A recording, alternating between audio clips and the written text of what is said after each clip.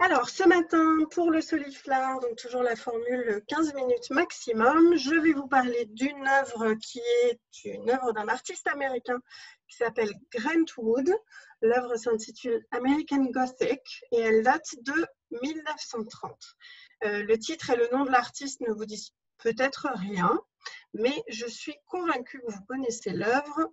Que voici, puisque cette œuvre fait partie notamment des œuvres qui sont au générique de Dardar, hein, donc c'est un grand classique américain, et pour cause, ça correspond, cette œuvre, d'une certaine manière, à l'imagerie traditionnelle américaine du Middle West. C'est une œuvre qui a été présentée par Grant Wood en 1930 et qui a été acquise immédiatement par l'Art Institute de Chicago, mais qui est en fait assez polémique, j'y reviendrai évidemment. Alors, ce que l'on voit sur cette œuvre, c'est un couple, vraisemblablement, qui peut paraître mal assorti parce que la femme est bien plus jeune que l'homme, ce qui a été l'une des problématiques, parce que le modèle qui a posé, c'est pas un vrai couple qui a posé, mais le modèle qui a posé pour la femme a reproché, ou plutôt a demandé à Grant Wood de résoudre ce problème parce qu'on lui disait qu'elle était mariée avec un homme qui ressemblait à son père, qui pourrait être son père.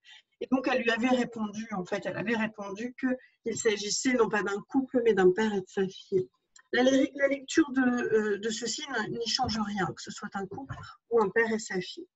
En revanche, ce que vous voyez, c'est que l'on a affaire à un couple de fermiers qui sont vêtus de manière extrêmement traditionnelle, probablement donc des puritains, peut-être même plus que cela, des quakers peut-être.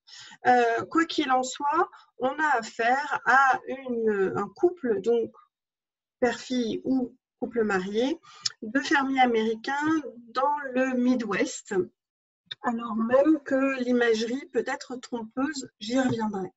Vous voyez que les visages sont traités de manière extrêmement détaillée et vous voyez aussi qu'ils n'ont pas l'air particulièrement avenants. D'abord, la femme regarde hors cadre, donc pas nécessairement intéressée par ce qui se passe face à elle.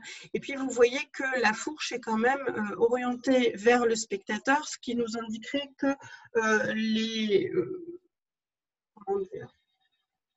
que le fermier n'est pas particulièrement ouvert à la réception peut-être d'étrangers. On reviendra là-dessus. Le couple est en tous les cas placé devant sa demeure, vous le voyez ici, et vous voyez cette fenêtre très particulière sur laquelle je reviendrai. Vous constaterez aussi que la répartition des tâches est visible dans le tableau, puisque à la femme, on dédie la maison et l'entretien des plantes que l'on voit à l'arrière-plan. Je vais vous les donner ici. À l'homme, vous le voyez, il tient la fourche qui rappelle le travail de la terre, et vous voyez qu'il est placé du côté de la grange. Donc, travail manuel des champs durs pour l'homme, travail plutôt à l'intérieur de la maison pour la femme. C'est ainsi que l'on a une imagerie, une iconographie du conservatisme du Midwest américain. On doit rattacher cette œuvre à un mouvement qui s'appelle le régionalisme, qui est aussi incarné par Thomas Hart Benton, qui en fait ne se réduit pas à représenter des formes régionales. Nous sommes en 1930 et c'est un mouvement qui va se développer à ce moment-là aux États-Unis. C'est en fait un groupe d'artistes qui sont rémunérés de manière hebdomadaire par l'État dans le cadre d'une comment dire, New Deal. C'est pas alors c'est le New Deal, mais c'est le New Deal exactement. C'est en fait l'équivalent du New Deal. Je cherche juste le titre exact pour les artistes qui ne me revient plus. C'est le National Art Program ou Federal Art Program, c'est ça. Donc c'est en fait l'équivalent du New Deal, mais pour les arts. Donc ils sont rémunérés et ils doivent produire un certain nombre d'arts quasiment toutes les semaines. Et comme le disait Grant Wood, qui en fait partie, il dit en fait, ils ne veulent pas des œuvres abstraites, hein, ils ne veulent pas des œuvres européennes. Ce que l'on doit représenter, c'est l'Amérique telle qu'elle est, l'Amérique des pionniers, ceux qui ont fait l'Amérique. Or, l'Amérique en 1930, c'est plus nécessairement l'Amérique du Midwest et des agriculteurs, mais ces artistes comme Benton et comme Wood vont valoriser cette idée-là. Pour eux, les vrais pionniers, ce sont les agriculteurs qui ont colonisé le Midwest et qui continuent d'avancer. C'est un petit peu cela, alors que c'est en fait assez vieillot comme vision, puisque en 1930, les États-Unis sont essentiellement urbaines. Il y a vraiment cette idée-là. Ici, je vous montre une œuvre qui est un petit peu postérieure, on est en 1949, mais qui est exactement dans la même veine. Je vous recommande de regarder d'ailleurs des œuvres de Art Benton, puisque vous allez retrouver systématiquement ces distorsions du paysage qui sont caractéristiques, et toujours ces travailleurs au champ. On peut rapprocher le travail de Grant Wood de celui d'Edward Hopper, on le fait d'ailleurs systématiquement, cependant ce n'est pas la même idée. Chez Hopper, il y a l'idée d'un passé idéalisé et révolu, j'en avais parlé lorsque j'avais présenté Hopper, mais chez Wood, c'est la valorisation de valeurs conservatrices, presque puritaine, quoique je vais en reparler. Non, le vrai lien entre Hopper et Grant Wood, c'est la représentation de bâtiments qui sont prédatés. Lorsqu'en 1925, Hopper peint cette maison près de la voie ferrée, il nous représente une demeure qui date de la fin du 19e siècle. Tandis que Grant Wood, je vais revenir évidemment sur cet élément, nous présente une maison qui est déjà totalement désuète en 1930. Donc on reviendra là-dessus, c'est ça le lien que l'on peut trouver. En revanche, Grant Wood, lui, n'a pas nécessairement ces références-là à l'esprit. Sa référence à lui, c'est en fait l'art des primitifs germaniques et notamment de Memling, parce que Grant Wood, qui célèbre les États-Unis ruraux, est en fait un homme qui a voyagé en 1930. Il est déjà allé 3 fois en Europe et il est notamment allé en 1927 à Munich. Et c'est ainsi qu'il a découvert l'art de Memling et il dit lui-même qu'il voulait peindre à la manière plate et réaliste de Memling. On lui donnait un surnom, on l'appelait le Memling de l'Iowa. C'est pour cette raison que je vous montre ce double portrait de Memling qui vous parlera évidemment face à l'œuvre. Je voulais, avant de revenir à American Gothic, vous montrer une autre des œuvres de Grant Wood, qui est Daughters of the Revolution, qui est en fait une, comment dire, un peu cynique, en tout cas satirique. Il ne valorise pas ces dames-là. C'est-à-dire que Grant Wood, lui, il valorise le conservatisme, vous voyez, mais pas nécessairement le puritanisme qui valorise et qui met en avant les racines anglo-saxonnes et puritaines et qui rejette toute l'immigration de l'époque, parce qu'il y a énormément d'immigrés évidemment.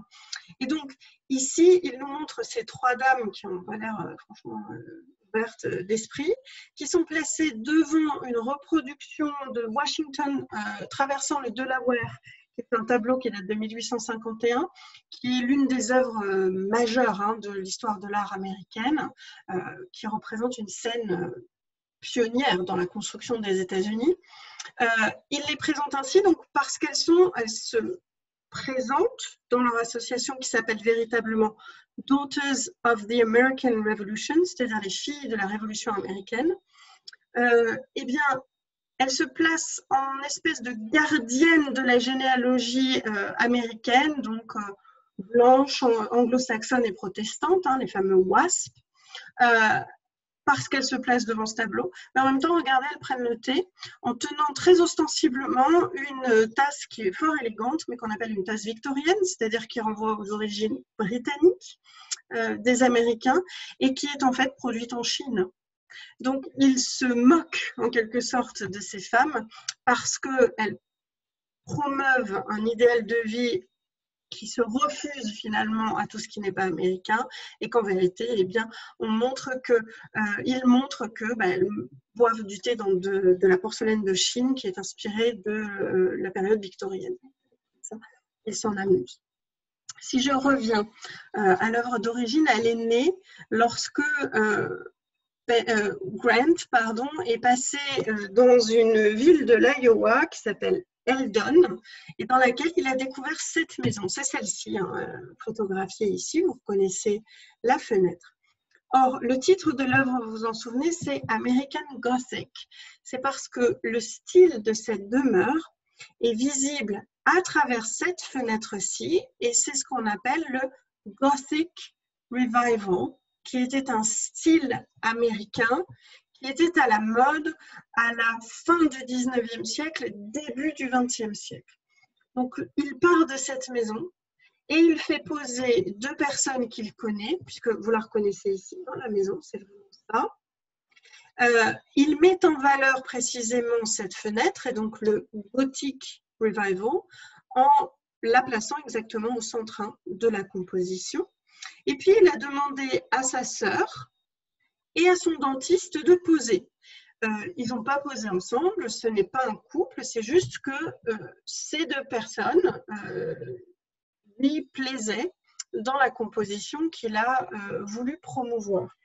Il faut dire que Wood deviendra en 1934 le directeur du Public Works of Art Project pour l'Iowa, et qu'en 1930, il est déjà le promoteur d'une colonie, je vais l'appeler ainsi, de peintres dans l'Iowa, puisqu'il a créé à Stone City véritablement une école, en quelque sorte, artistique, où il va promouvoir les valeurs dont je vous disais, des valeurs conservatrices, des valeurs traditionnalistes américaines, mais pas excluante. Ça, c'est très important. C'est pour ça que je vous ai montré le tableau sur les filles de la Révolution américaine, parce que lui estime que tous les immigrés qui sont venus aux États-Unis ont fait les États-Unis et que c'est ainsi que les États-Unis se sont construits. Ce que je veux aussi vous faire remarquer, c'est que il y a eu des polémiques face à cette œuvre. D'abord, comme je vous le disais, sa sœur, qui s'appelait Nan, a dit que non, ce n'était pas un couple marié, c'était un père et sa fille, parce que bon, on les reconnaît tellement que c'était assez gênant pour elle. Mais aussi, le tableau ayant été acquis par le musée à Chicago très rapidement, eh bien, figurez-vous que lorsque les habitants de l'Iowa l'ont vu, ils ont été vraiment choqués. Ils ont dit, mais enfin, vous nous montrez comme des espèces d'arriérés rétrogrades, ultra-conservateurs et puritains qui vivent dans des maisons qui sont passées de mode et qui sont, comment dire, réfractaires à tout ce qui vient de l'extérieur. Donc, ça leur a beaucoup déplu, alors qu'en vérité, ce que Grant Wood a voulu montrer, c'est une forme d'Amérique qui n'existe plus, idéalisée, parce que lui est, avec Thomas Hart Benton, un opposant absolu à l'urbanisation et à l'industrialisation du pays. Il conteste la toute-puissance de Wall Street et il estime que la vraie richesse des États-Unis se trouve précisément dans ces pionniers, ces agriculteurs qui valorisent la terre dans le Midwest, qui est en cours de désertification déjà dans les années 30. Il ne faut pas oublier non plus un dernier élément, c'est que nous sommes à ce moment-là, pendant la crise qui suit le krach de 1929, vous le savez, la Grande Dépression, et les agriculteurs, les habitants du Midwest, de l'Iowa en l'occurrence, sont des gens qui ont tout perdu. Et donc, il montre une très grande dignité aussi à ces personnages. Il veut leur rendre leur place dans la société américaine. C'est en fait un tableau presque historiciste et en tout cas avec un message politique important que partagent les régionalistes dont il fait partie. J'en finis en vous rappelant, avant de lever le pied, comme je vous le disais, que mardi prochain, je vous emmènerai voir quelques chefs-d'œuvre du British Museum. Et ce matin, je me suis aperçue que j'avais choisi cette œuvre comme couverture parce que je l'adore et que, encore une fois, je me suis trompée, elle n'est pas au British Museum. Elle est à la National Gallery. Je ferai donc une entorse et je vous en parlerai quand même mardi. Ici, mercredi 1er juillet à 20h30, je vous emmène à l'aventure des impressionnistes et des post-impressionnistes. Et en effet, le 7 juillet, eh bien, il y a des places encore pour la visite physique à 2 voies des jardins de Versailles. Voilà pour ceci. J'arrête l'enregistrement.